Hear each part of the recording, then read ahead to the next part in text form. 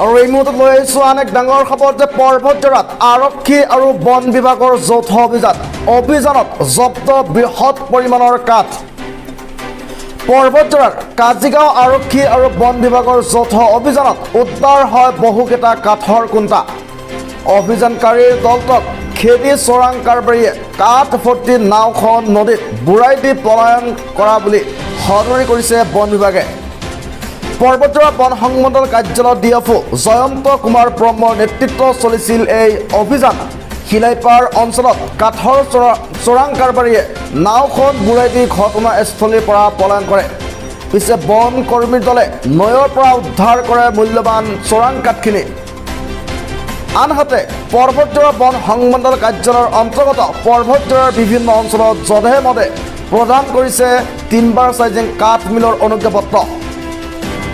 নিয়মমতে এই কাঠ মিলবোৰ পাঠাই আমদানি কৰি টিম্বাৰ চাইজিং চিৰাই কৰিব পাৰে, কিন্তু এনে কাঠ মিলবোৰত দিনে নিশাই ফালি থকা হৈছে সংৰক্ষিত বনাঞ্চলত ডাঙৰ ডাঙৰ কুণ্ডা, যাৰ বাবে এছাম চোৰাং কাঠ মাফিয়াই সংৰক্ষিত বনাঞ্চলৰ মূল্যৱান কাঠ কাটি নিয়মীয়াকৈ যোগান ধৰিছে এনে কাঠ মিলবোৰত। টিম্বাৰ চাইজিং কাঠ মিলবোৰে 10 ইঞ্চি চাইজৰ পাতাই চিৰাই কৰিব পাৰে, কিন্তু অঞ্চলবোৰত টিম্বাৰ চাইজিং মিলবোৰত ফলা হৈছে কাঠৰ কুণ্ডা। তেনেদৰে 5 পাৱাৰৰ ইঞ্জিনৰ নামত স্থাপন কৰা হৈছে 20 পাৱাৰৰ ইঞ্জিন। শিলাইপাৰ পশ্চিম পাহাৰ শান্তিপুৰ পশ্চিম পাৰা আদি অঞ্চলত গঢ়ি উঠিছে এনে টিম্বাৰ চাইজিং কাঠ ফলা বহুকেইটা মিল। বিভাগে এইফালে প্ৰদান কৰি আছে টিম্বাৰ চাইজিং কাঠ মিলৰ অনুজ্ঞাপত্ৰ, আৰু আনফালে মাজে মাজে এনেদৰে চলাইছে নাটকীয় অভিযান। এই ক্ষেত্ৰত বিভাগীয় ঊৰ্ধ্বতন কৰ্তৃপক্ষই কি পদক্ষেপ গ্ৰহণ কৰে সেয়াও হ'ব লক্ষণীয়। News desk report, news R Assam.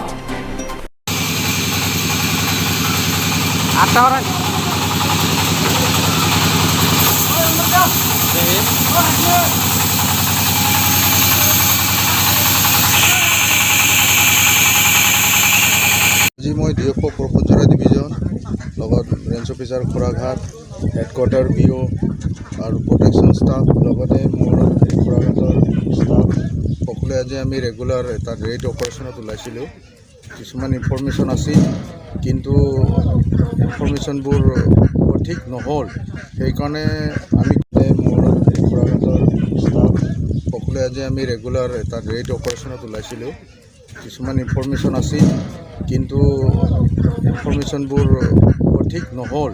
সেইকাৰণে আমি কিছুমান ইলিগেল বিলাক শ্ব' কৰিম বুলি চিজ কৰিম বুলি ভাবিছিলোঁ, কিন্তু কৰা নহ'ল। কিন্তু ইন কোৰ্চ অফ ডিউটি আমি চিলাই নদীত মল্লিকপাৰা এৰিয়াত আমি 15 পিচ গমাৰি লগতে ছাল 15 পিচ টোটেল, ছাল 1 পিচ কুণ্ডা চিজ কৰিলোঁ। আৰু নিশ্চয় এই অভিযান আমাৰ চলি থাকিব, আৰু ইলিগেলিটিছৰ এগেইনষ্টত আমি ষ্ট্ৰিক্টলি কিছুমান একশ্যন কৰিম বুলি ভাবি আছোঁ ভৱিষ্যতেও, যেনে ইলিগেলিটিছ নাইকিয়া কৰিব পাৰোঁ মোৰ পিৰিয়ডত। আৰু ইয়াত কিছুমান কমিউনিকেশ্যন প্ৰব্লেমৰ কাৰণে গোটেই বাৰিষাত নদীবোৰ অভাৰফ্লাডেড হৈ গৈছে, পূৰা পানী বেছি, সেইকাৰণে তাত ধৰা নাযায়।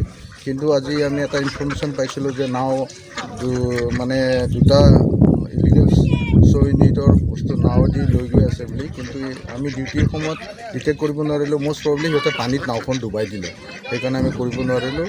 আমাৰ এই চেষ্টা সদায় অব্যাহত থাকিব। কি কাঠ জব্দ কৰিছে আজি? আমি গমাৰি আৰু ছাল মূল্য কিমান? Total 15 piece. মূল্য কিমান হ'ব? মূল্য বজাৰ মূল্য 50,000 টকা হ'ব।